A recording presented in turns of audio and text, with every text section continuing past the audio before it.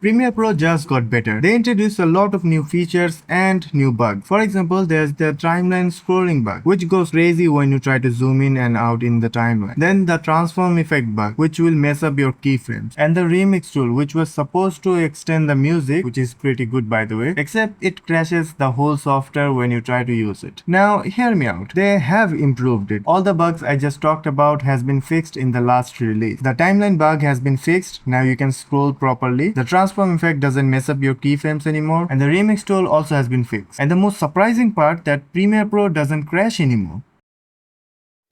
Okay, the last one was a joke. But Premiere did add some new features like these color labels, which I think is the same as the clip color in Resolve. They also added some audio enhance feature. The crop effect is now available in the effects panel, just like DaVinci Resolve. They have added this drop down menu, just like Resolve. They also added the feature to zoom in and out by scrolling, just like the... Oh wait, they also killed one feature. Previously, you can scroll in the viewer to navigate the timeline, which is an excellent feature. I don't know why they removed it. I personally want that feature in Resolve. Blackmagic, if you're listening, please add this feature to Resolve. For now, I have created this script that allows me to do exactly that. Let me know if you're interested watching a video on this script. In Premiere, they also added lot of audio features. Now you can fade the audio using this handle. In Resolve, you can do the same thing with audio and video as well. Oh, Premiere also got new themes like the dark theme, semi-dark theme, and the light theme. Oh, my eyes are burning. I have to end the video. Bye.